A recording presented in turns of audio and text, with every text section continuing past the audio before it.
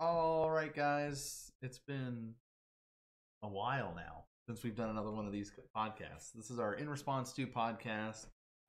We've done it previously. The last one I think that was officially recorded up and released had like the whole big roundtable thing. We had a lot of discussion going with a lot of people. This time it's going to be kind of going back to the original format, a little bit older style, just us two discussing and going over decks and really focusing on tournament results as opposed to just set release. I think for every set release there might be a big discussion, but at least tournament stuff we'll do kind of more shorter stuff. So of course I am Nan Man, the real Nan Man, and with me today is kind of our co-host of Modern Magic Monday. So why don't you introduce yourself? Sure. Brett here, Farvo Zernar, and I'm kind of super stoked to be doing another podcast. The Amon kit was fun. Yeah, I think that was the last one that we did. Yeah. Which was cool because we had the not the real, but real Eminem. Just doing some discussion with us. Yeah. Partner in crime over at Modern Magic Mondays, and then we had Trip Roach, the shop owner at Comic Kung Fu, and we were able to kind of talk about Amonkhet as a whole, kind of what we were seeing, the different mechanics that were coming back. And I know if you guys are watching this, I assume I've got it prepared for YouTube. Just Perfect. FYI. That we will be doing a YouTube and iTunes and all the releases. So if you want to look all over the place, you can find us. You'll see it. You'll see we've got some sweet Rivals of Ixalan promo art. But I think what we really want to talk about is why Modern Magic Mondays existed overall, and that's the Pro Tour Rivals of Ixalan. Yes. Yeah. So the whole big thing, we hadn't had a Modern Pro Tour in 2 years. So back 2016 or so was that whole big, Eldrazi Winter. I'm sure you guys remember this. And then everyone was like, no more Modern at the Pro Tour. This is why. Eldrazi's everywhere. This is horrible. Why did we do this? The entire top 8's Eldrazi except for like one deck. No, it was like the robots versus Eldrazi was how it went last time. So but we were super hyped and stoked to be able to watch Modern and know that it was coming back, and it seemed like the viewership actually responded really well to Modern coming back too. But from all the tweets that I was seeing, is the numbers were doing extremely well, even though it was like European time. So like even the East Coast and stuff like that, like wake up in the morning, you'd be able to catch it and stuff like that. I don't know how well West Coast did for like catching it live, but they did rebroadcast up after it was over each time. I think we probably had the toughest time being on the East Coast. Yeah. West Coast, it was like 6 in the morning, I think. So it was in Bilbao, Spain. Yeah. And for us on the East Coast, it ended up being like 3 a.m. is when it started. Because I remember waking up on Friday morning being like, oh, I wonder how long. And they're like, all right, it's round number 3. And I was like, oh, wow, I've missed so much already. They were in the end of the draft. And, we were getting ready to go into the Modern portion. I was super happy about that. Yeah. It's like perfect time to wake up. Yes, Modern. Draft is fun, but, we were really there for the Modern piece of it. I do like watching the draft. I don't care about the matches after the draft. Really? I don't. I really enjoy, like, when I do Cube and I do draft online, I love drafting. But then the matches, once I have the deck, I'm just like, I could care less about this deck. I have no connection to it other than like, I picked these cards. But I like the picking more than I like the actual playing with draft for some reason. So you're saying you probably aren't a draft master? By no means am I a draft master. How about a pre-release master? No. Okay, got it. Yeah, sealed is not my forte by any means. Limited, nope, not going to be 5-0ing every limited league I play. So, but no, Modern's kind of our wheelhouse. Hence Modern Magic Mondays, which we did start up actually right after the Pro Tour. Isn't that funny? It's 2 years ago. That's hilarious. We started it up. We're like, Modern seems great right now. Why don't we start up a show about it? It's terrible because I think it really was great up until that Pro Tour. Yeah. And then we went into such a, I don't want to say slump, but it was just like one deck that was constantly being at the top. If you weren't playing that deck, you were having trouble. Yeah, you were having trouble. You know, it was Eldrazi until they got rid of I. Yep. And then it was Dredge. And Infect. Yeah. I like to keep Infect out because it's still okay. It's still, yeah. It wasn't. I don't ever think of Infect when I think of like things that were warping the format. Well, yeah. So a lot of people were doing linear stuff and like combo stuff to try to deal with Dread, right? And then so that Infect preys upon those decks. So it's like, hey, if you're doing this linear thing, I'm just going to play Infect and I'm going to kill you. It's not going to matter. Yeah. So that's why it's like Infect sort of rose up, especially with Gitaxian Pro being legal, right? It was like Dredge was still the super scary one with how consistently it could get all the power on the board kind of thing. So they like, nope, we're going to get rid of Gitaxian Probe. We're going to get rid of Golgari Grave Troll. And then that was last year. And the format has been great. Like, it slowly have developed up. Like, we saw the development of some new decks. Like, I think that's been what's really nice is a lot of new decks have been developed over this last year since the banning. More decks are able to kind of thrive in this scene where it's been a little bit limiting in what could happen before then. It's like, Eldrazi, you're playing Dredge, you're playing Infect, like, you know, you're playing these linear combo decks kind of thing. And now it's like, you can play anything. Yeah. What I find interesting is even though, you know, we talk about the different decks that kind of from 2016, that Pro Tour, you know, we saw Eldrazi, we saw Dredge and Infect, and then we saw Death Shadow. Yes. You know, and Death Shadow was interesting because, yes, if you weren't playing Death Shadow, you were trying to play something that beats Death Shadow. Well, it was also interesting to see Death Shadow turn into what it is now. Right. Because it was completely different when Gitaxian Probe was legal. Exactly. And it was like a zoo all in on become immense on this Death Shadow and Teamer Battle Rage. And like you would do this very all-in style. And now it's like Gitaxian Probe's gone. How else can we build this deck? And then it's much more of a mid-range deck now. Yeah.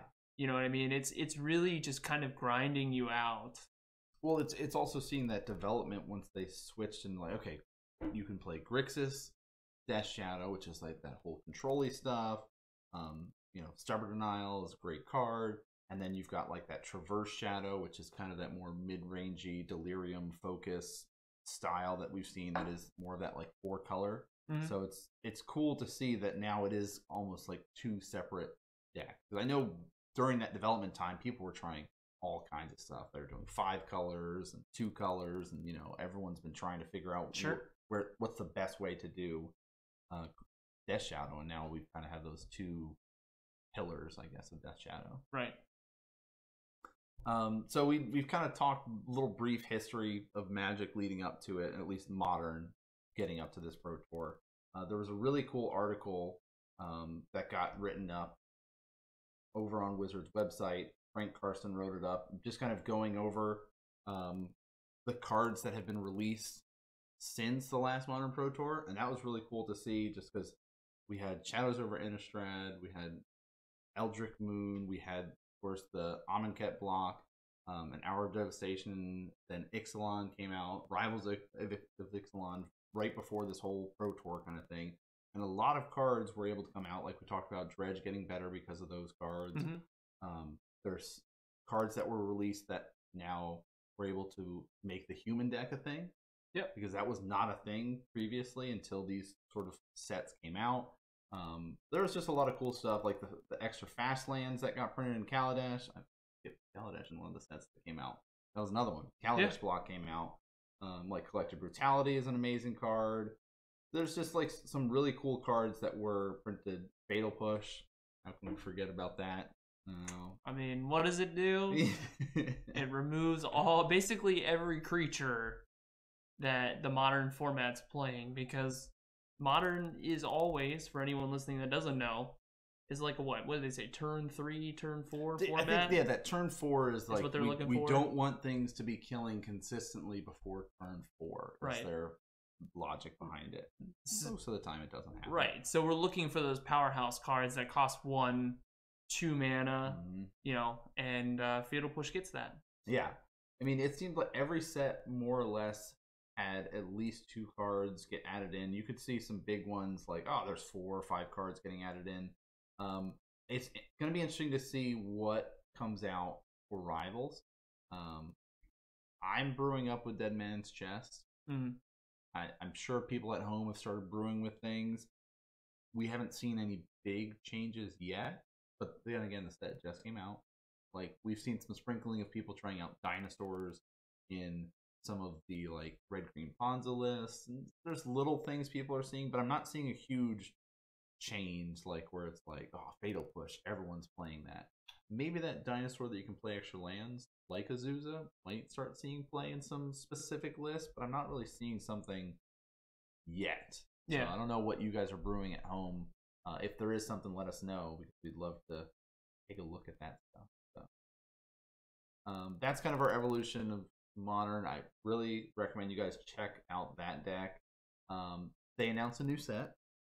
I had no idea. I'm super excited. What? Because of the official reprints that they've said so far, and my fingers are crossed that one card that we really want that we don't own will be reprinted in this one. So this is Masters 25, celebrating 25 years of Magic, right? And they released it with the packaging and saying, hey, in this packaging, we're going to say, look at these cool, sweet cards that clearly they're iconic cards. You're going to know what they are. There's one robot-looking dude. We don't know who he is. But Jace the Mind Sculptor and Azusa Lost But Seeking official reprint's going to be happening in this Masters 25 set. Wizards of the Coast are such trolls. Aren't they? No, I mean, like, okay, all right. So the 2 like feature cards for Masters 25. Don't get me wrong, I think it's super exciting. Good for them. But here it is. Jace the Mind Sculptor. You can play that in Legacy. Azusa Lost But Seeking. You can play that in Legacy. Right? Yeah. Yeah, like, so yeah. Like it's like well, I say everyone, but there are some loud voices that would like to see Jace the Mind Sculptor get unbanned in Modern. Mm-hmm. And Azusa Lost But Seeking is in... Oh, no, she's not banned. I was thinking of Summer Bloom. No, yes. Yeah, I was thinking... So sorry. She doesn't really have a home since Summer Bloom got banned. Right. Like, some people try to still work her in with it, but it's like, it's not really the same power when you don't have Summer Bloom. You're right. So... It's still... My stance is still on. They're such trolls. They're such trolls. So this is a new set that they're going to be coming out with. It's going to be released March 16. So it was just sort of out of the blue. It's like, oh, surprise, guys! Hey, look at this new set. It's coming out before actually we go back in time and everything like that. So February 26th, the whole spoiler full preview stuff will be kicking off. So people can find out what other stuff. So Goryo's Vengeance, of course, is the one we're really hoping for. Oh, like that's the fingers crossed. There's some cool stuff that, very iconic cards, and I feel like, I don't know if it's going to be like iconic Masters, but or if it's going to just be like, here's just sweet cards we want to reprint that we haven't been able to reprint in 25 years or something. Yeah, like Goryo, like any cards that you can think of. Goryo's Vengeance is a good one. Geez, what else is out there that? Through the Breach, we can get some more reprint now. I don't know if there's... Through the Breach would be good. Man, basically this is you want to build a Goryo's Vengeance deck? Let's do it. We got you. Let's do it. No, so I'm excited to see what... I like that they said they have a really cool watermark on Azusa's text box representing the original printing. And nearly every card in Masters 25 will have this treatment, even cards originally printed in limited edition, alpha, beta, and unlimited. That's really cool. Yeah. Being able to see those alpha, beta, and unlimited cards again with maybe definitely some updated card text. Yeah. The boxes are going to be updated, but maybe even some art changes, I know that's probably like a sin, right? Like, no, don't touch limited and beta. But no, like, let's see it. Let's see what we can come up with for some of those older style cards. So, we're going to skip over this week talking about any of the SCG tour stuff because we've usually when we do this, we'll talk about as many decks and as many tournaments that have taken place, but the main focus is going to be on the Pro Tour. So I figure we'll just jump into at least day one. Because again, Frank was saying, you know what, I'm going to put up all this stats and all this information all weekend long, and had written a bunch of great articles. And it was really cool to see like the most played cards that were played for at least day one. And looking at it kind of gets you an idea of what decks were played too. Funny enough, so in the top 5, right, most played card, one of them is a land. So Scalding Tarn's in there. So if we ignore if we ignore lands from the top 25 played cards and just look at the cards that were played, like number 1's Lightning Bolt. I was a little surprised, to be honest. How come? I know Lightning Bolt has come back more, but I guess it was. I was not expecting maybe as much. As Jeskai as was running around, I was maybe expecting more blue-white, but I guess Jeskai has been doing better, so that means more bolts. Burn is always good. Grixis, Death Shadow. So I guess with those 3 main decks, and then that doesn't include like any Valakut based decks that might have it in the board or anything like that. True. But it's good news for Wild Defiance coming back. It's safe to say we can bring that guy back. This is not the we support infect. No, this is not. All no. Right. No. But seriously, on a kind of talking about why we're seeing that resurgence of Lightning Bolt, I think it really did take a hit when Death Shadow was popular, because what was a Death Shadow deck running while it was out, or while it's still out? The big creatures were like what? Tarmogoyf, Death Shadow. Yep. These are all cards that Lightning Bolt is just really bad against. Does not work. Super bad. And we would rather play cards like Fatal Push, Path to Exile, cards that can just 1-for-1 remove instead of just going, all right, well, I'm just gonna deal 3 damage. Yeah. It's nice to be able to sneak in those couple points, but I feel like a lot of times in those Death Shadow matchups, it's just a deck card. Mm-hmm. So number 2, of course, Thoughtseize. Again, with all the different decks that were running around, having that disruption is nice, because not only Death Shadows are running it, if you have any mid-range Jund, Abzan style decks, but even the green-black Tron list will be running it too. Mm-hmm.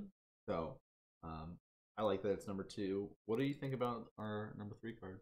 Oh, it's right on the money. I can't. Third most played card. Why absolutely. Would it not be? I mean, the beauty, I heard something where someone said Thoughtseize is probably one of the strongest cards in Magic. Yes. For 1 black mana and 2 of your precious life points, you can take any non-land card. Doesn't matter who.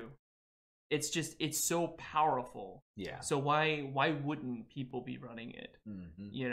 But then of course, if it has to shadow over Path to Exile, I guess I understand. Mm-hmm.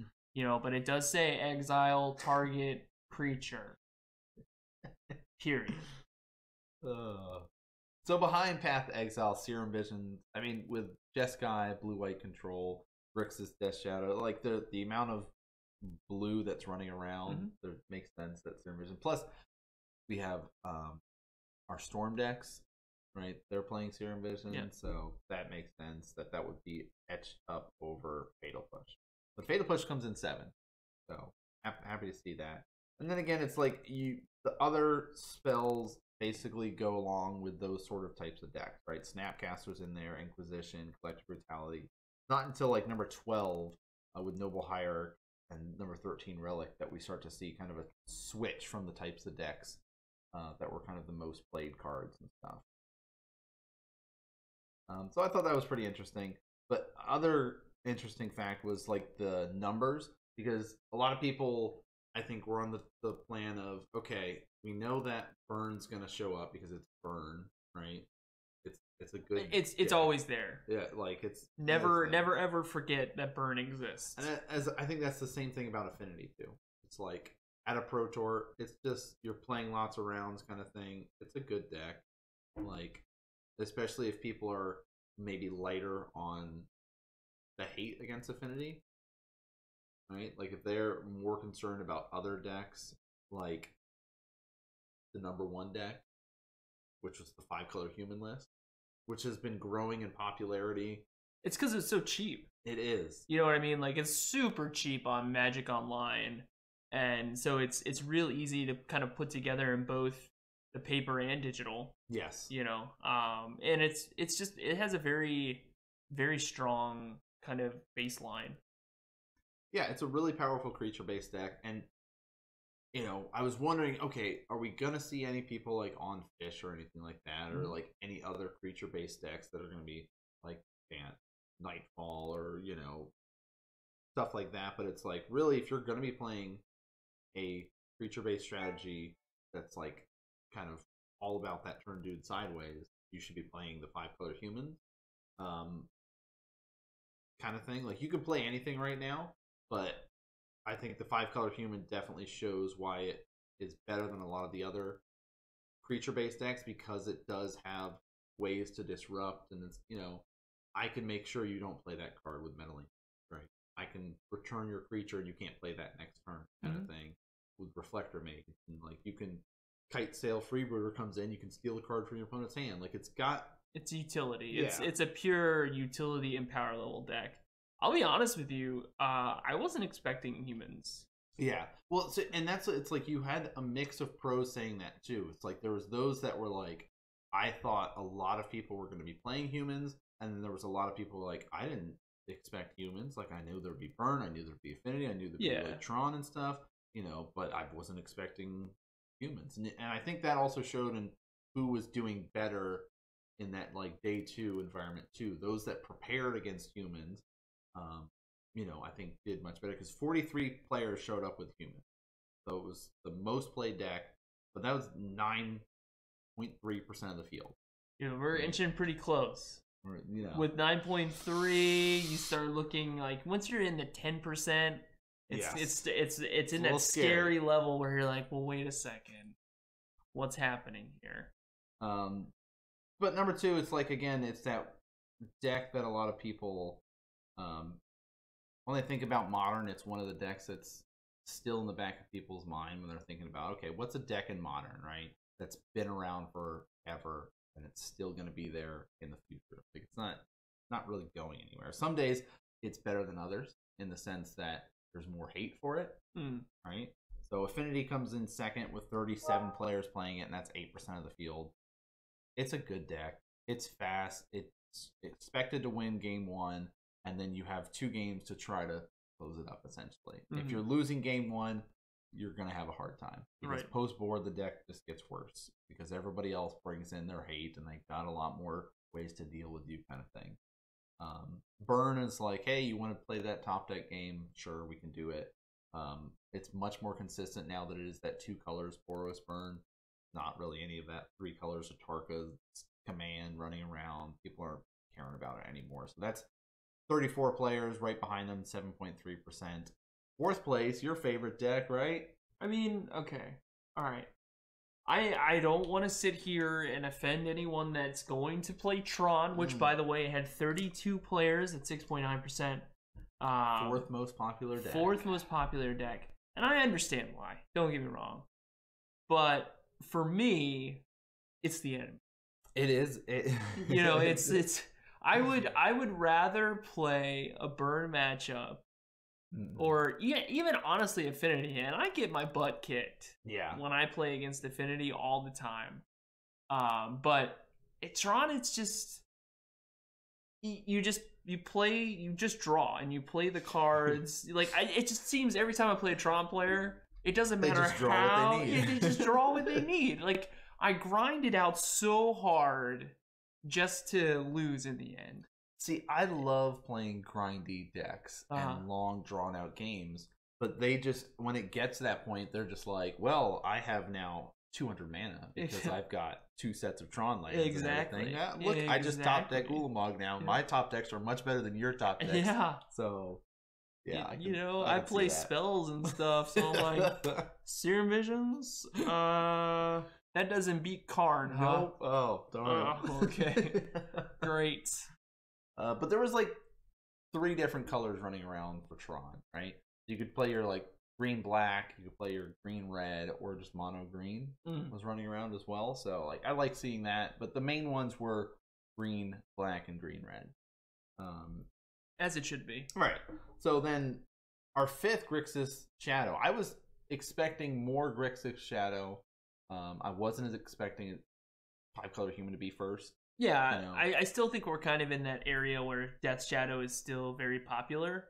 I mean, it's very close in numbers to Tron, right? 30 players played it compared to 32 of Tron. So, I just think humans is the new hotness. Yes, you know what I mean. So there's like that. It's that brand new car smell on the deck. It's also you can go into it and maybe edge out against players because they might not have practiced against it if it's not showing up in their practice group. If it's, you know, like maybe they played a couple games to get against it online, but different unless your group says one of your players is on it and we're gonna do reps and stuff. So Grixis Shadow number 5. 6 is Eldrazi Tron. Again, once they banned our eye, they decided, yeah, then we'll just put some Tron lands in here. It'll be great. It'll be great. Yeah, that's, you know, 26 players showed up with Eldrazi Tron. So, then we've got kind of our blue decks, 7th, 8th, 9th. Jeskai Control showed up, 23 players, and that was 5%, right? Of course, our Gifts Storm was 23 players, 5%. Blue-White Control, 23 players, 5%. Wow. Everything else that showed up was below 5%. There's other decks, you know, that a lot of them were close to that, but I only want to talk about those that showed up with at least 5% meta. Did you see round 1 of Modern of the Blue-White Control versus Jeskai Control? I'm glad you asked that question. I was getting ready for work, and we just finished up round 3. Yeah. And they did an interview with, I think his name is Raphael Levy. Yeah. And, you know, we were talking to him, and I was like, oh, this is cool. And then we get to round 4, and it's like, all right, first matchup of Modern. Here we go. Raphael Levy on Jeskai Control. And then his opponent, which I'm blanking. I'm blanking too. Yeah, I'm blanking. It's somebody we know too. Oh, it was excuse me. It was Paolo. Oh yes. It was Paolo, and he's playing blue-white. No, was it? Do I have that? No, I'm sorry. Paolo was on Jeskai. Raphael was on blue-white. And boy, did Twitch chat lose their minds. They were so salty about the fact that we had such a just old-fashioned control matchup. We haven't seen these in forever. So I'm gonna do esports talk for a second. That match reminded me of StarCraft 2 Wings of Liberty, like 2010, 2011, when it was Terran versus Terran, and it's just like split map. They're all sitting there with giant armies, and they can't attack into each other, and they can't kill each other, and it just is like a 50-minute long game of just a lot of sitting around. Oh my gosh, it's yes. Like the game, you know, you could see them sort of like, oh, we're going to trade resources at the beginning, and they're doing this and doing that, and then they just get set up, and they're just like, oh, they kept counting each other's decks to see if either of them had a chance to deck each other out. And you got that chance there with that Ancestral Recall, and he's like, do I make you, or Vision, sorry, Ancestral Visions, do I make you draw the 3 cards because it will put you closer, or do I draw the 3 cards here? Like, it was the tension was broken a little bit. I think probably around the 10-minute mark. I remember because like I'm like brushing my teeth and I'm watching this match, and then all of a sudden the judge gets called. Yeah. And this judge call lasts, I think, for like 2 or 3 minutes as they're trying to resolve. Gosh, what was it? God. It was is basically they wanted to resolve a card draw. You know what? I'm not even gonna try and talk my way through it. No, I'm trying to think. I think it was something. I don't remember. It was related to a card draw. You guys can tell me exactly what it was at home, but card draw or scrying, or I don't remember. Yeah, but basically it ended up like everyone was just losing it. They're like, can we just go somewhere else? And but like there was like a small little handful of people that were like, yeah, Control mirror, this is the best Magic. This is what I want in Magic. Well, so I actually heard a discussion from some people of saying that blue-white control is the slowest deck in Modern. Slower than Lantern control. Like, in order to set up your win and be able to win sometimes. Like, yeah, you have the Planeswalkers as your big, like, I'm going to beat you down with Planeswalkers. Like, you've got all the Gideons and stuff, or I'll make a bunch of 1/1 warriors, right? But, so that was interesting to see. And I was curious to see, like, how many other control mirrors there were, since there was, 5% of the meta was blue-white and 5% was Jeskai, but, like, 50 minutes to complete game 1. And honestly, Raphael was like skin of his teeth. Yeah. By the end, like he snuck it right at the very end on turns, I believe. It was. They went to turns. Like 3 cards left in each other's decks. 2 like it was down to the wire on that. So I think when I saw that, I was like, it's gonna be a good weekend. Like we're gonna have some great Modern this weekend. I'm pretty sure that Wizards probably was like, okay, I'm glad we got this done. We did this. That's great. All right, let's get into what everyone wants to see. Yeah. So we talked about at least the percentage and what sort of decks were there day 1. I wanted to at least highlight some cool decks that didn't make day 2 before we kind of do breakdowns of numbers of what decks made day 2. Because there are some cool decks that were running around. These are the ones that I made note of. I'm sure there was other ones that when you guys looked through the list, were like, "Whoa, this deck is so cool! Why didn't that make them?" So, like, 5-color copycat, right? You don't like making infinite cats? Well, what's the 5th? Like, I don't know. What are you playing in black? Is the problem. So I don't know what. So it's basically it's a Healy combo, right? Right. So you're gonna make a bunch of kitty cats with Feldar Guardian. Is it just like sideboard cards, I guess, that you would be running black in? I just don't know. Maybe it's actually like a 2-color and they wrote their name down as 5-color to troll people. Have you seen people do that when they go to events? They'll like, I'm playing Infect as my deck, but I'm going to write down lands on it because I've got lands in my deck. Like, people do weird trolling stuff. I'm not saying this is what happened with the 5-color list, but I've just heard of people it's probably like Fatal Push or something like that. Probably. So I like Copycat. I think it's a cool deck. Oh, absolutely. It's doing all the best things in Magic. Making infinite dudes and beating you down. Right. There was a zoo list, right? Dominion Zoo, so it's like, again, a 5-color list pretty much, all about getting all your basics kind of things. But there wasn't many zoo lists that were running. So I find that interesting. I figured there was a zoo list that ran around, and it wasn't like Revolt Zoo, right? Because that was a big thing for a while. So, what about the next one? I figured you can. One of the other good ones. Grizzle Shoal Brand. Yeah, man, that's a good deck. Didn't make day 2, sadly. As long as it's the Jund color version, I would think so. Yeah. I mean, I don't know. It's a glass cannon. It is. It's such a glass cannon. I mean, if every other deck was under 5%, this was probably maybe I think this was like point something. 2 or 3 people. One player on it. I think all of these had like 1 or 2 players max. Right. So I saw these and were like, yeah. So he was like, I'm going to the Pro Tour. I'm just gonna have some fun. Yeah. I'm gonna get wrecked, but someone's getting hit by some World's Fine Worms. The other one, Jeskai Ascension. Still? So one guy was like, man, you remember when this deck was good? Yep, I'm going to play it. Don't get me wrong. I love everything that the Japanese community and Magic's doing. It was probably a Japanese player. I'm not going to lie. That sounds exactly like what I would expect from a Japanese player. Yeah. Jeskai Ascendancy was running around at least one. The deck is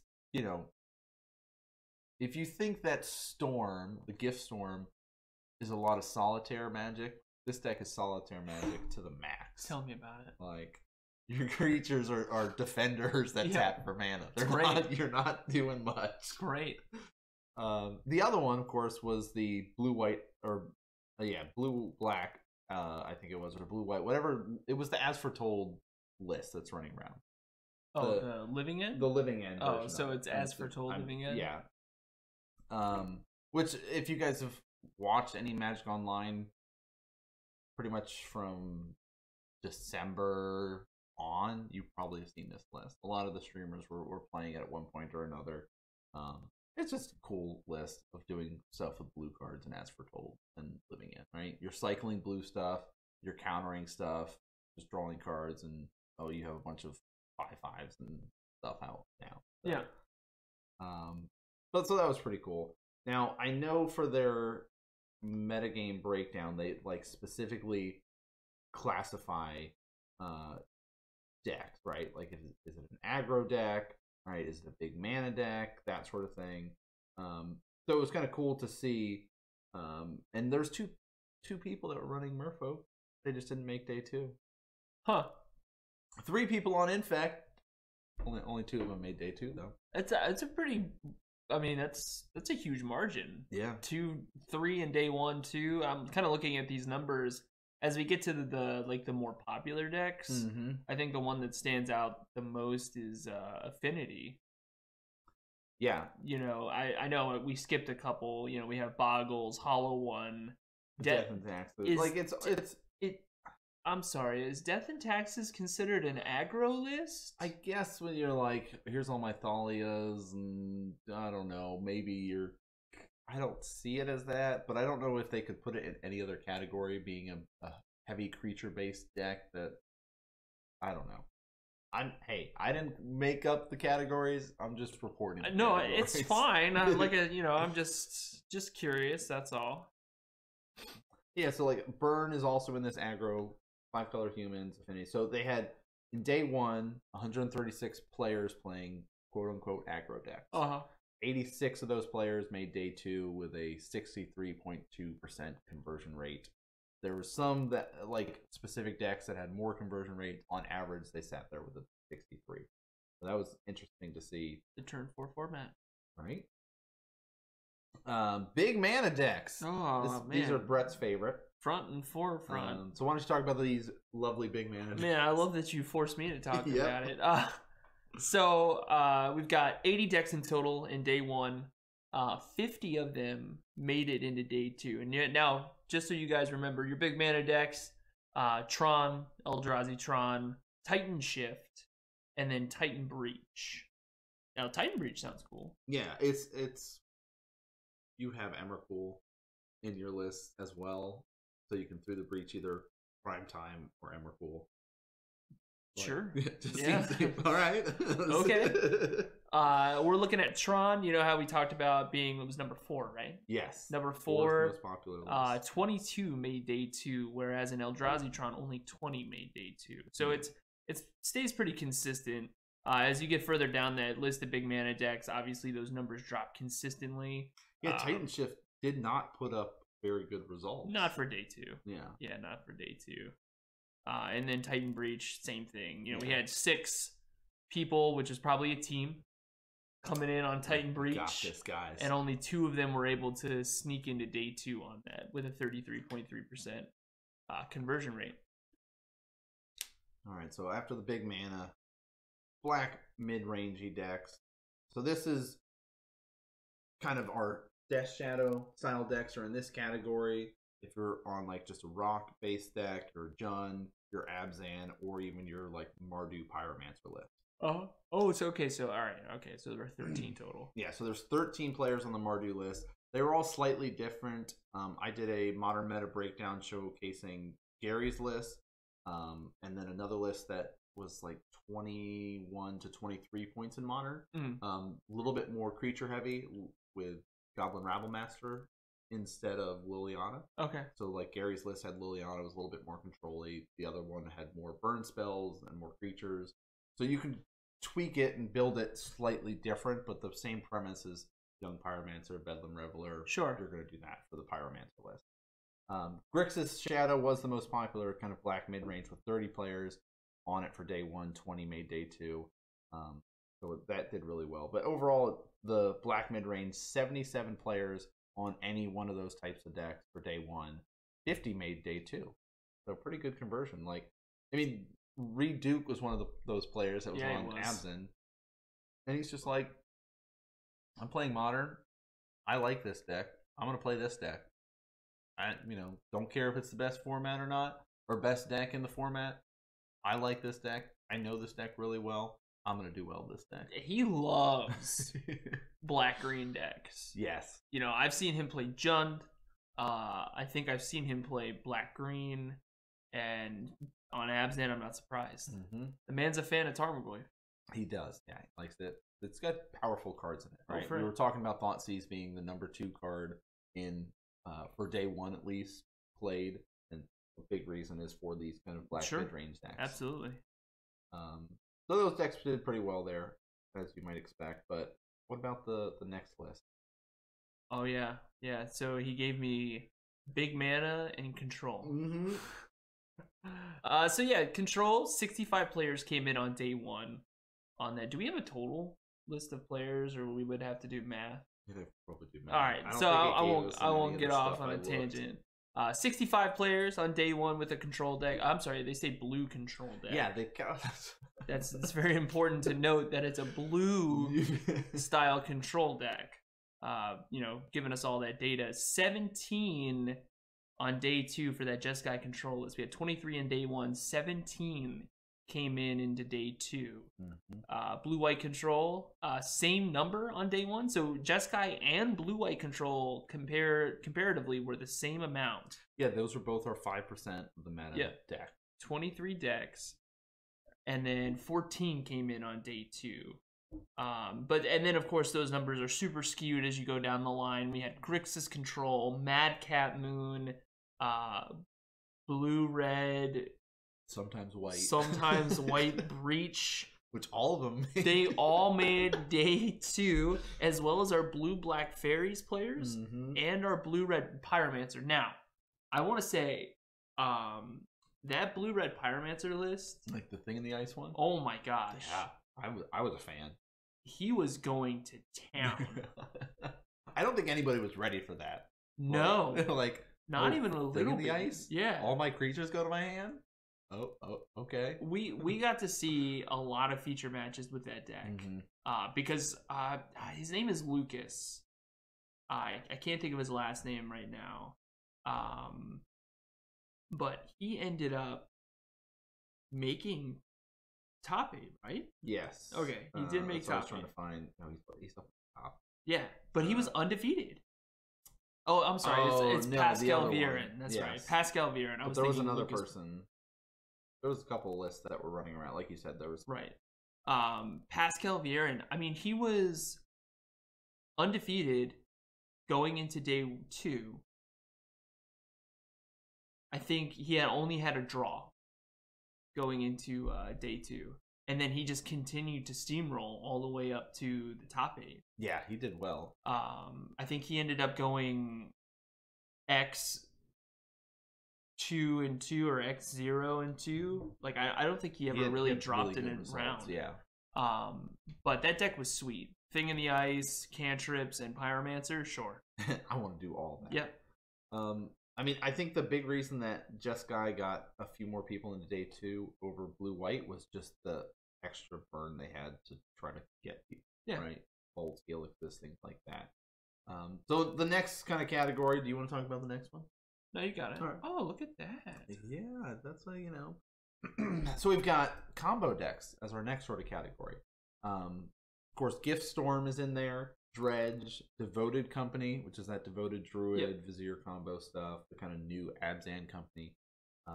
Fant Nightfall, Ad Nauseum, Elves, and Ironwork combo.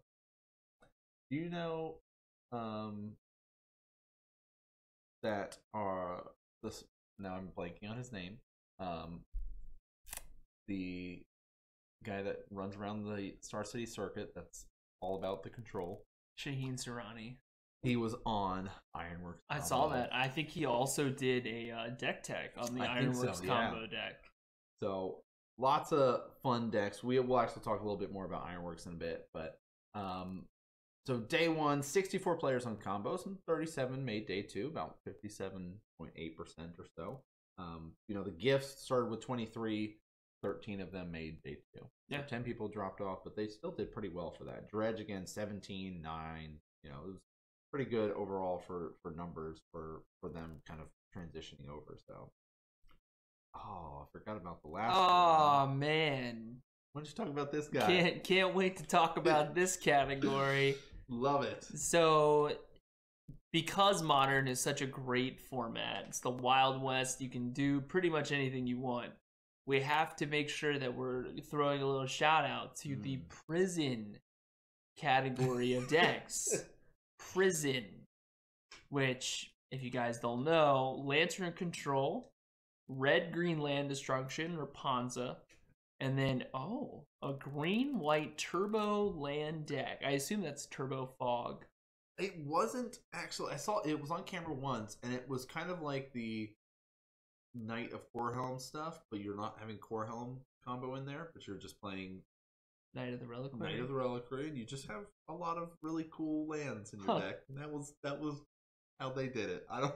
Well, guess what? 50% conversion rate on that. 2 people came in with green-white turbo land, and we had 13 decks total for Prison in day 1. 7 made day 2 with a 53.8 conversion rate.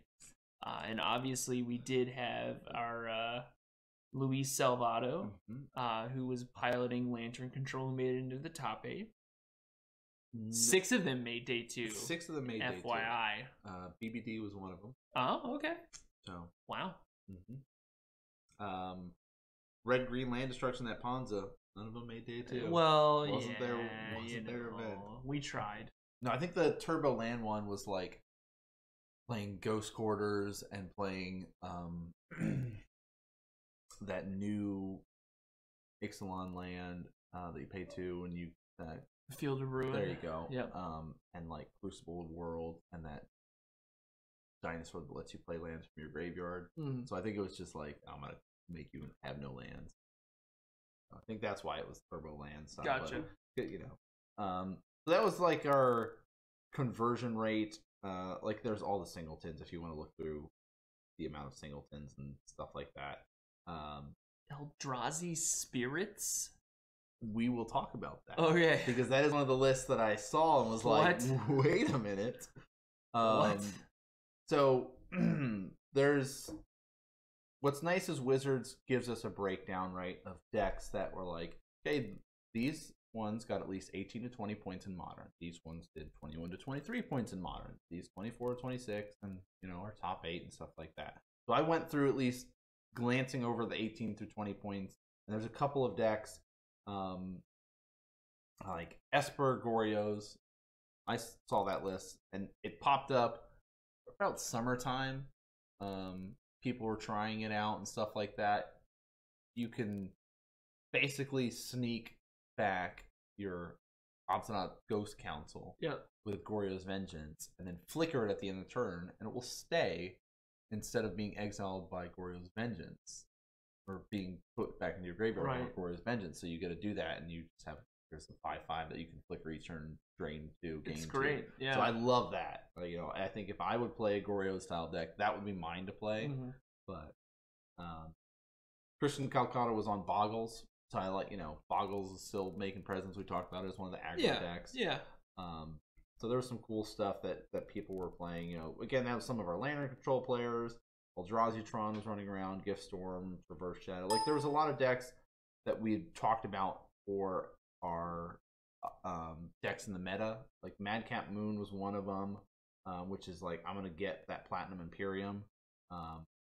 Can't lose life off of Madcap, and I've got an 8/8 and lock you out with Blood Moon. So you know, there's fun decks like that. But there was some other ones too that I saw. There's that blue-red. I can never pronounce that. Kiln Fiend. That stupid Fiend deck. Yep. You know, it's basically just like the Thing in the Ice, but instead of running the Young Pyromancer and like that sort of style, you're basically doing that. Is the Kiln Fiend the prowess? Does it have prowess, if I remember, or is it just instants and sorceries? I'll pull it up. Okay. Oh dear. I can spell it. Oh, this is the thing in the ice version. Okay, so this is the Bedlam Reveler, the Fiend, Swift Spear, thing in the ice, Spear Visions, Bolt. So the Fiend is our whenever you cast an instant or sorcery spell. +3/+0. Okay, so yeah, that's actually not too bad because Killing Fiend does cost 2, a red and a colorless. For a 1/2, of course, it's going to die to those popular cards that showed up at the Pro Tour, Lightning Bolt, Fatal Push. But yeah, this looks like it's running a lot of different cantrips that not only are doing things like drawing cards, but it's also got Teamer Battle Rage, Mutagenic Growth. It's an all-in style deck. It is. It's like, I'm either going to get you with my... I'm not going to say it. The Fiend. Killing Fiend? There you go. Or Thing in the Ice. Those are the main ways to kill you. But I can still go like this sort of burn, Monastery, Swift Spear, Lightning Bolt, and, you know, chip away at you kind of thing. So I thought that was a pretty cool deck. We got to look at this Eldrazi Spirit list. That's the one we want to talk about. Eldrazi Spirits. Oop, I missed it. No. Okay. Yeah, it's on it. All right, so it's the list is basically like, so you remember the Spirit deck, like Bant Spirits or whatever that was running. I do. Around, I played it. It's kind of like the same thing. Like, it's got the Selfless Spirits in here. Mausoleum Wanderers running around. Yeah. Spell Queller is in here. It's a great card. But then it's like, you know, black-white Eldrazi is a thing. I'm going to kind of do that too. And it's got, like, Thought-Knot Seers in here. It's got the, of course, Leonin Arbiter. Like, here's, like, this Death and Taxes style. Thalia, Garden of Thraben. And Eldrazi Displacer. I'm going to flicker stuff.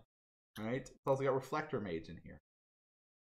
Path to Exile is the 4 spells, and then 4 Aether Vials. Yeah, what, just real curious, what sort of record did this gentleman get? 18 to 20 points. 18 to 20. Yeah, I'm just looking at the creatures. You know, Leonin Arbiter is a pretty cool card, and Spell Queller is a cool card, and you know, it's got Path to Exile as the only instant. This kind of sounds like maybe a deck I should be playing. Now that I'm seeing it, it's it's pretty sweet. It's basically like, hey, I don't care about humans. I care about spirits and Eldrazi. Spirits, well, you know, Eldrazi I could take or leave, but these are like the good Eldrazi, not the bad ones. Yeah. You know, Eldrazi Displacer, Thought-Knot Seer, those ones I'm fine with. It's the ones where you get beaten down for 5 and trample. The reality smashers. You know, those are I'm not a fan of those personally. So Thought-Knot's okay in your book? I mean, yeah, because Thought-Knot's doing things like exiling cards. Yeah, okay. Not just creatures. Yeah, so this is kind of just like a blue-white colorless deck. Right? It's a 3-color deck because you have to be able to have that waste or that colorless mana to be able to cast Thought-Knot Seer and Eldrazi Displacer ability and stuff like that. So, but that's why it runs the temples, it's Ghost Quarters, it's Pain Lands. Like, the deck's sweet. Like 18 to 20 points. One of the ones we wanted to talk about. I like it's kind of like that mesh of 2 different decks, like spirits, and it's like the death and taxes. You just don't need black, right? We don't need death for it. We're just gonna play spirit and taxes. So, Ironworks combo was on one of the other ones that was running around. If you guys watched the recent week of Modern Magic Mondays, that was one of the decks that did show up. The deck's a weird deck. It's like, it's eggs. You guys did that. Real Eminem played it on Magic Online. Yeah, he did. And he actually did really well with it. He did. It was like, so. And then Ad Nauseam was one of the other decks. I just wanted to highlight that because it's not one of those like super popular decks that normally gets discussed when we were talking about the meta. So there was that. But 21 to 23 points, there was like at least 3 really interesting ones. One of which was a zombie list. So they got 21 points. They went 7-3 in Modern. So as you might expect, it's like, all right, what sweet cards can we run for black, right? So we're gonna have Fatal Push, right? There's Collective Brutality, Inquisition, Thoughtseize.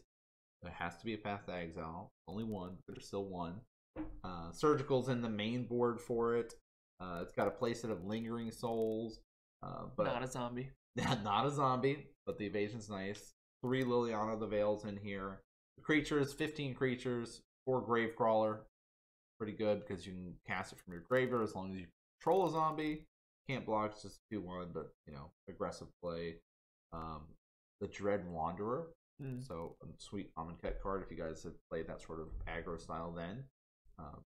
Pretty much the same sort of stuff that you might expect from the Gravecrawler. I want to bring stuff back from the graveyard. Bloodghast. I want to bring stuff back from the graveyard and play a land.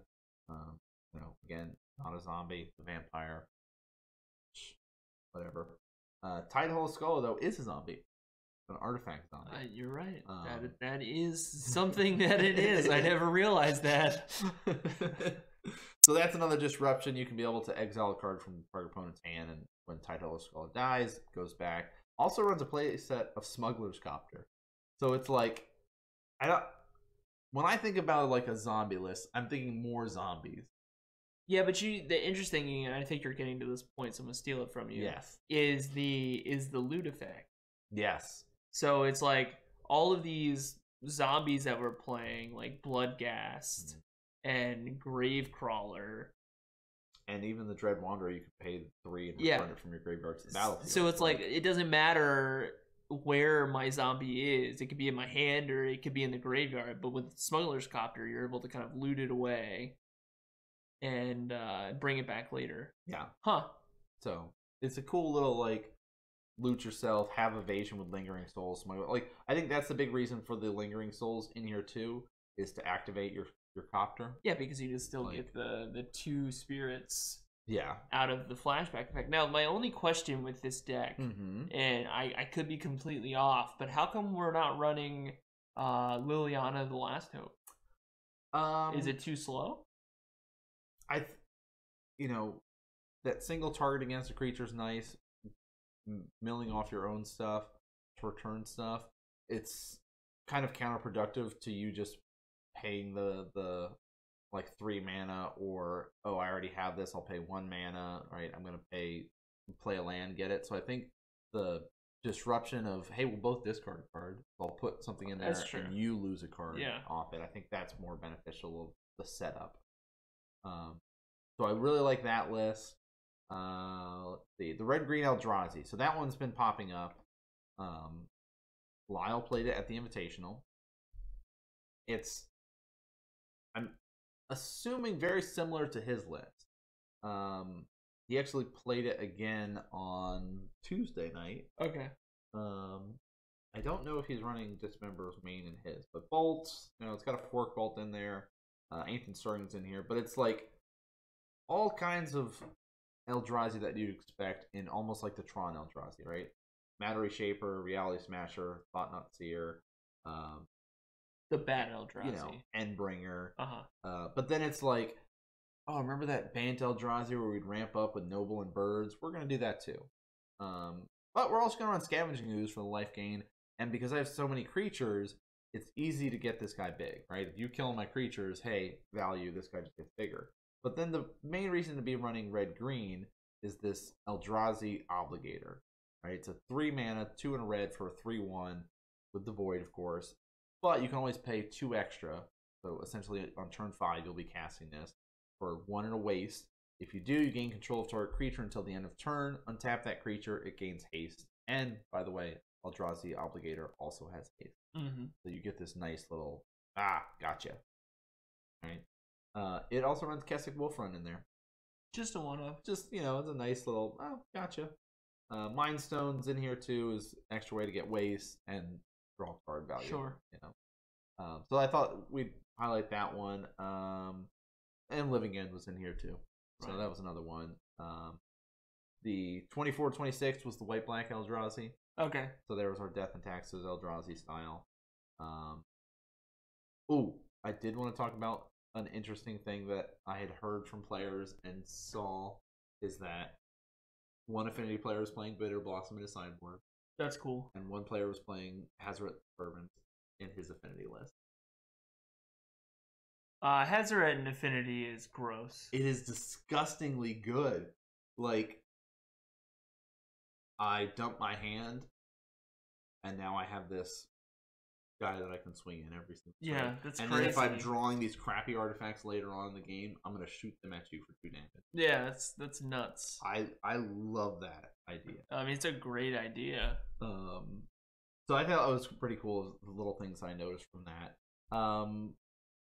So one thing that I wanted to ask is when it comes to sideboards, like we've seen a lot of different decks that were running around. We've got to talk about the conversion rate of, you know, the different deck types and stuff.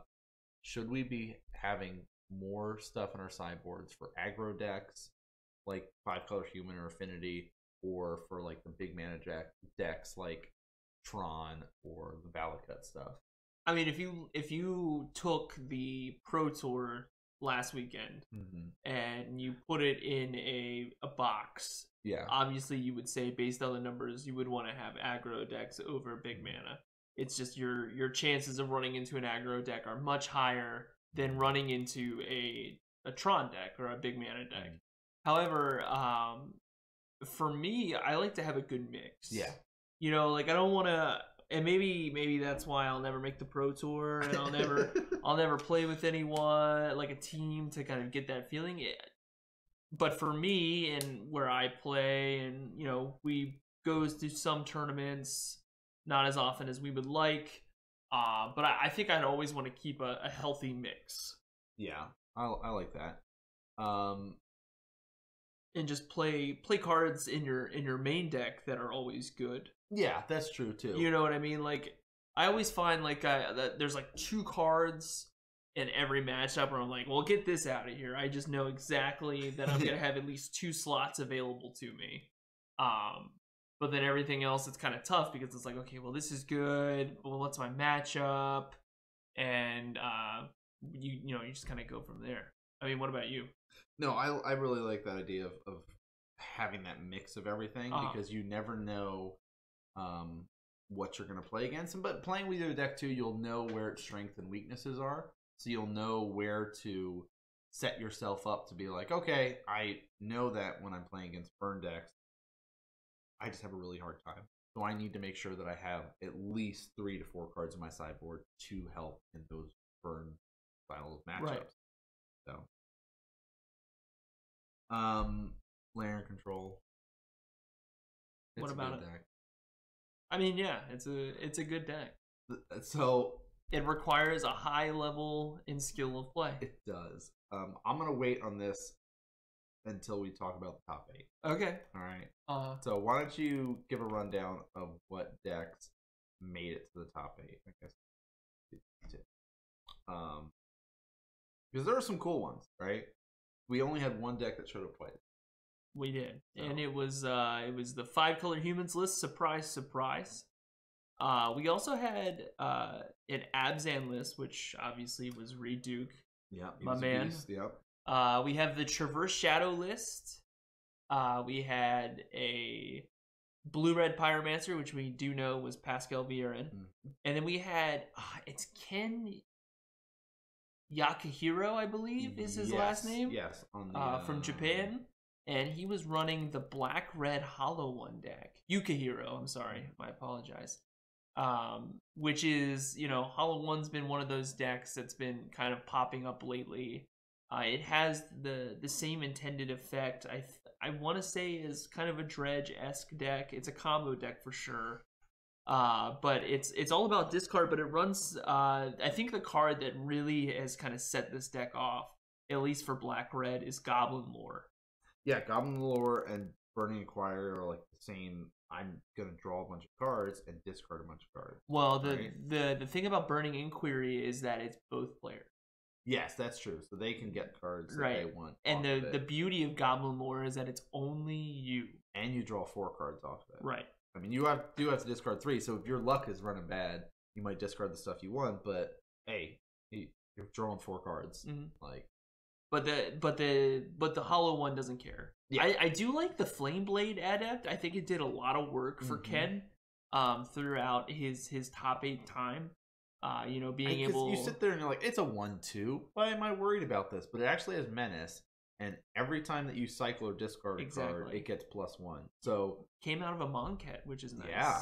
So like that Burning Inquiry, well, I had to discard 3 cards. All right, Goblin Lore, I had to discard 3 cards. Faithless Looting, I had to discard 2 cards. Collective Brutality, if I'm escalating it, I'm discarding cards. Like, it's very easy to make that guy big. Yeah.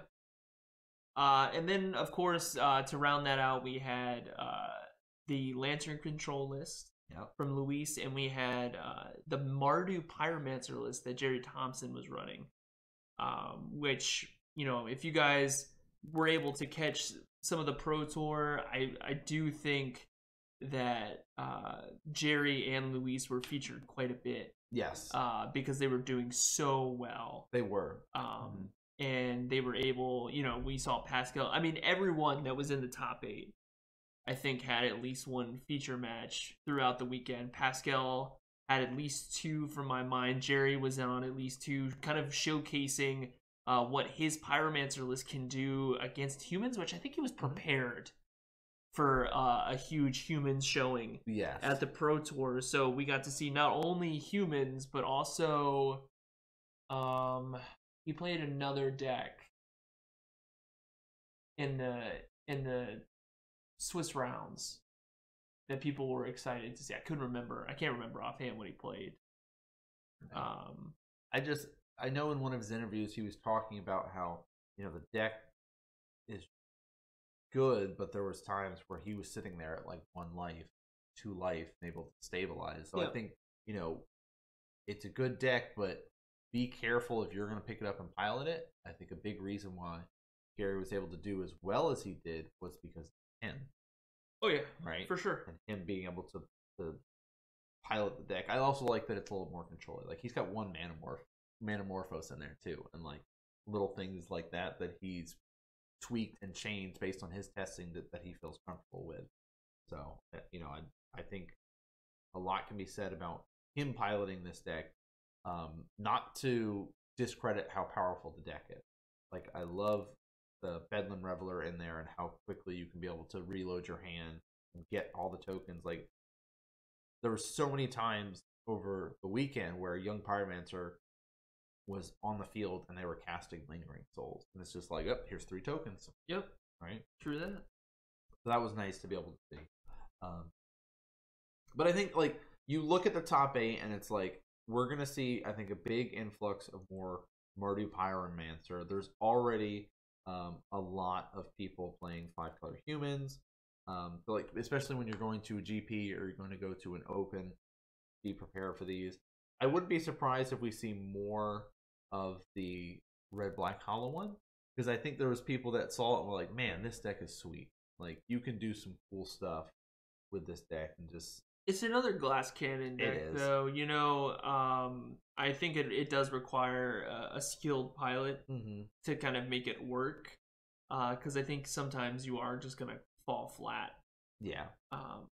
What do you think about Traverse being in the top 8 and not Grixis? I think it just shows you the power level of Tarmogoyf, for sure. I like that one of Grimflare. Yeah, that was played in the Traverse list as well. I think that's really solid. But the thing is what are you playing in Grixis that you can't play in Traverse? So that's the thing. It's like a lot of the cards that are in this particular list is sitting there with like Stubborn Denial, Snapcasters, things like that are still in this list. It's just in less numbers kind of thing. Like there's only 1 Snapcaster in here. It's not really relying on Thought Scours and things like that to do that. It's just, I mean, I guess it's you lose the Delve. Yeah. Because you want the Delirium for Traverse. Yep. So you have to strip the Gurmag Anglers. You have to strip the Tassigurs, the Thought Scours. Well, I guess you don't have to totally skip the Thought Scour. Yeah, you don't necessarily have to, but I think it's much easier to set up your colors by limiting how much blue, because it's like, all right, I'm gonna have Snapcaster and I'm gonna have Stubborn Denial, but for the most part it's like Fatal Pushes, Dismembers, Abrupt Decays, Tamer Battle Rage.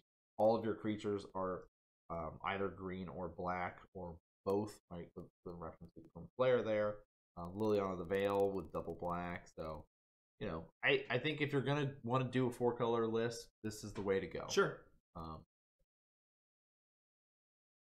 What about so the winner of the event, Gary got to the finals, right? Luis got to the finals, so it was our Mardu Pyromancer versus Lantern Control.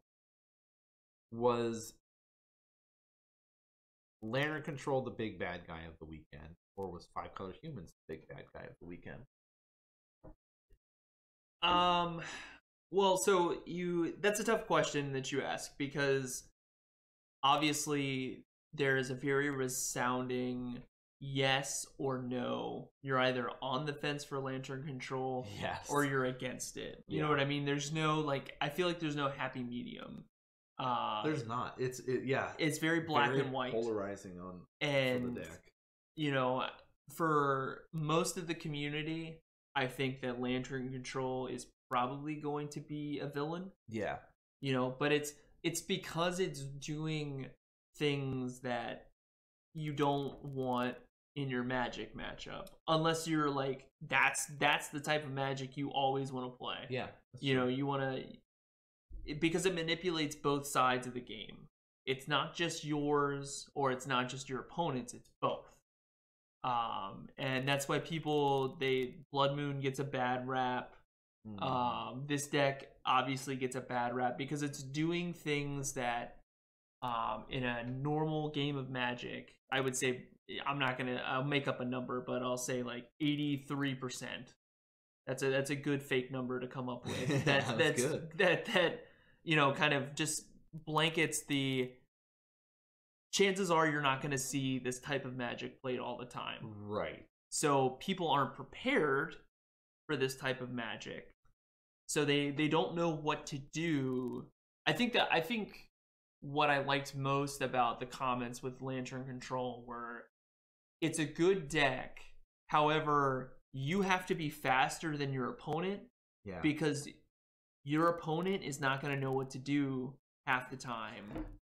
Yeah. So they're going to try and stick it out when there's no way that they can win. If you have the lock, which it's not that hard to assemble a way to lock your opponent out, of saying, okay, I am now in the point where I have my Lantern of Insight, so I can look at the top card of both of our libraries, right?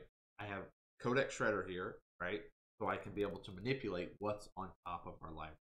I also happen to have this Academy Runes now, so I can be able to return an artifact. Oh, and I happen to have this Witchbane Orb, right?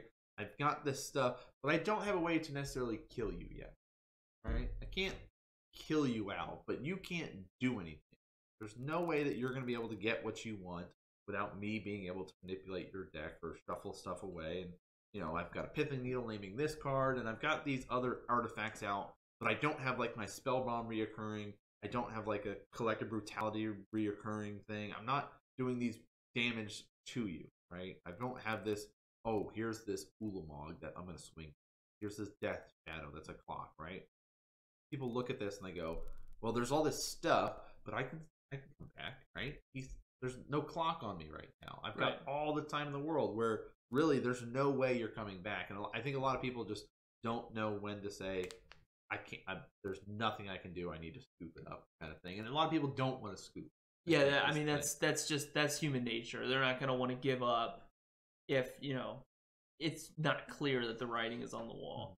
But so that is where I think the downfall of this deck is because if you as a player not playing Lantern Control don't know when the writing is on the wall, you're going to take your games to time and beyond. Yes. And you're going to get just as frustrated. It's an exhausting deck to pilot. Right. And I've heard it from everybody that has tried the deck and picked it up, and they're saying, I have a headache after playing because I'm learning the right lines for my deck to play against every single deck that I'm playing right now. And I need to be on point, knowing exactly what your deck is supposed to be doing and how I can stop your deck from doing what it's doing. Like, in a lot of Magic games, you have to know what's in your deck, what's on the field, what might be in your graveyard. Sometimes you have to be able to think about other aspects of it, kind of thing, but it's rare that you need to know 100% what is in your deck, what's in the graveyard, what's on the field, and what's in your opponent's deck, right? You need to also know what's in their hand. You need to have almost infinite amount of knowledge of what's going on in this match so you can be able to succeed at it. Like, I think there's a lot of cards that have helped the deck to progress and help players to get better at it, like the Word of Invention, being able to find an artifact and stuff has helped, but I saw a lot of tweets from people saying it's going to be really funny to see the amount of people try to pick up this deck and realize how difficult and how hard it is to play. Like, even with, like, Infect, I'm constantly going back to it. Like, I think people that, when Gitaxian Probe was around and people were starting to pick it up, used to hate on Infect and talk a lot of trash about it. And, oh my gosh, Infect, it's so easy. You just play a spell, turn a guy sideways, you win, kind of thing. But even with Infect, a straightforward, aggressive base combo deck, you have a lot more lines and it's a lot more complicated than you initially think. This one is like 50 times more complicated. So I think it's going to be interesting to see how many people for the upcoming GPs are playing it and how many people are going to try, and then we're going to see a big drop off. Like, going into an event like the Pro Tour, I was talking at one of the Modern Magic Mondays things, saying I think we're going to see a lot more planar control. We didn't. We saw 9 people. Yep. Right. 6 made day 2. 1 person happened to make the top 8, and that 1 person the whole thing. I think Luis was playing extremely well. Things lined up really well for him that weekend. But I don't think this is going to be a deck that everybody can play. I think it definitely rewards the most skilled players and the most knowledgeable players. Do you think it should be banned? Anything in it, though? Because that was the big thing after the winning. Huge influx of tweets and stuff and conversations going on of people being like, this deck is not good for Magic. This deck is, most boring thing ever. This is bad for the viewers. This is bad for players. This deck should not exist. We need to ban it. We need to get rid of it and stuff like that. But then there was also people coming back at the other side of things as one, Pro Tour winning deck does not make it need a ban, right? It's not like it's sitting there with like Eldrazi Winter taking up all the men. It's not like, it's the most popular deck at the event, right? That was 5-color human. That was almost 10% of the meta, right? This was peanuts in comparison with only 9 players on this list. But, I'm just curious what your thoughts on the deck itself. I think you're in the camp of you don't really like Lantern. I mean, it's not that I don't like Lantern Control. I just think that it's not a deck that I can play. Okay. I know I can look at this list, I can see the cards, I understand how the deck works. But if you put this deck in front of me and said, "Okay, Brett, go play a normal Tuesday night," 5 rounds, I'm gonna be miserable. Yeah. So I know that there's no way that I could go to a 9, a day 1. Yeah, you gotta play 9, 8 rounds of you gotta play double the amount of Magic. Where it's exactly as you said, you have to know not only what your deck is doing, but what your opponent's deck is doing, because at any moment it's fragile. I mean, the deck is very fragile. In the instances, if you're not familiar with your opponent's deck, you're gonna make a mistake. Yeah. You're gonna let them have a card that they shouldn't have, or you're not gonna grab the right toolbox card that you're looking for with Word of Invention. Do I think the deck needs to be banned? No, because I don't think the numbers support at all what Wizards of the Coast is looking for in keeping the format healthy. Right. It's not affecting the amount of decks. If you look at all numbers over the course of what 4 to 6 months of Magic and Modern, it's all different. Look at the Pro Tour. Look at the list. Like, there's so many different lists. It's such a great time to be playing Modern that I don't necessarily, and also I don't know what you would ban. To be perfectly honest, the big things that I've been hearing, I'm wondering if these players that were also calling for this were like hating on Tron too, because their big call was like Ancient Stirrings needs to go away because it's, you know, you look at 5 cards, you get to pick a land or an artifact from them, put it into your hand. Like, why is green getting the best card essentially? You know, like, and the only decks that run it really are Tron based decks or Eldrazi based decks, right? Or artifact based decks. Well, not like Affinity's not running it kind of thing. So it's like either this Lantern control list, Tron, or Eldrazi. Those are the only things that are running Ancient Stirrings, right? But the key word on the card is colorless. Exactly. So it's like, I mean, don't get me wrong. I think Ancient Stirrings is very powerful. You know, being able to look at the top 5 cards of your deck is good. Yeah, it's great. But it's one card. You know, if people are calling for that, you know, it's no better than you know, the people that were calling for like all the super powerful blue cards. To be banned, which did happen, you know, like blue has taken such a hit that now we're having to supplement the blue cards with, you know, Ancient Stirrings or artifacts that help kind of support what the blue decks are trying to do, or they have to play more expensive counters. And I'm on the fence. Like, I can't, I'm not going to sit here and say that, you know, we need to make blue great again. Unban Jace. Yeah, unban Jace the Mon Sculptor, because, you know, then that it just turns the wheel. Yeah. You know, we're just going to be on the opposite side. No, the other one was like Mox Opal people have talked about, because free mana and Modern, they've, you know, Wizards has taken this approach. They don't like the idea of that free mana, right? You know, they've done their best to try to limit that. But I don't know. I think I don't think anything should be banned in Modern currently, based on what the format is, and like you were talking about, how we've seen such a variety of decks over the last couple of months, that I don't think it is something that we need to see. I think even this GP coming up, right? Which I think is the perfect time now to switch over and talk about just, there's 2 GPs coming up to kind of round up our show. There's GP Toronto, which is this weekend when this podcast is coming out. It's actually going on. And then we've got another GP a couple weeks. What's that? Next week, actually? It's next weekend. So 2 GPs that are coming up that are Modern related.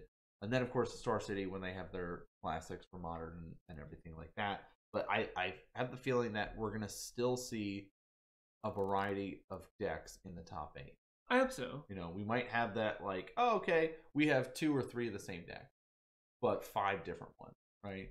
Or 6 different decks, right? I think that's my prediction, at least for the next coming Modern events that will be taking place. I think it's still going to be aggro based at the end of the day. Again, Modern is a turn 4 format. The decks that are trying to grind out wins are going to be a little less frequent, especially in the top 8. Yeah. And even though Luis did everything lined up for him, he was able to win. That's awesome. Yeah. I don't think that Lantern Control is going to see much of an uptick. There may be some, but I still think that, you know, the people that are playing the deck, they're the ones that are also coming out and going, yeah, this deck is great, but holy moly. Yes. You know, like, I had to give like every ounce of my energy to play this deck. Yeah. And that would deter me in a heartbeat. If somebody, you know, if Luis came out and been like, yeah, this deck's tough. I'm like, yeah, I believe you. Good job, you did it. I'm gonna continue doing whatever it is that I'm doing. You know, I'm not gonna do that. Right. Yeah. Exactly. Yeah. So I really enjoyed the Modern Pro Tour. I think Wizards should continue to have Modern as a Pro Tour. I think it's great to give the pros that chance to be able to play in such a fun format like a Wild West. I know there's some very vocal pros that are against it, but I think, Wizards also has been very hesitant because their main focus is to make money, right? Modern doesn't necessarily make money when it comes to selling and purchasing product, stuff like that. So, but I think it's for viewers' sake, for people that play Modern, I think it's one of the best formats. The viewers showed for the amount of people that were watching it. Even just the Swiss event was getting like close to, if not the same numbers as previous top 8 for like standard event. And that's just on Swiss. So it's cool to see that Modern is doing so well. But that's kind of our main topics that we wanted to talk about for tonight's show. Just kind of dive into some decks, talk about some of the results, stuff like that. So we'll do some quick shout outs real quick all night. So Brett, why don't you start things out? Where can people find you other than, of course, on In Response To and Modern Magic Mondays? Yeah, so I'm kind of all over the internet. You can actually find me on Twitter at Farm of Zurinar, as well as on Twitch, twitch.tv/Farm of Zurinar. Basically, Farm of Zurinar is where you Google, and that gets you to all the different places. I just do a lot of streaming, retro video games, speedrunning, as well as, all of this Magic stuff. It's great to be able to talk about it. How about you? So I'm Nan Man of the Real Nan Man, as you guys will see. Again, I've got stuff for Modern Magic Mondays, Monday 6:30 p.m. Eastern over on Twitch and YouTube at the same thing. On my original channel, youtube.com/nanman, we do have our Modern Meta Breakdown, which comes up every Thursday. So we sit there and talk about a deck, the ins and outs, what are ways to beat it, what are kind of ways to kind of help sideboard against it, and why the deck does what it does.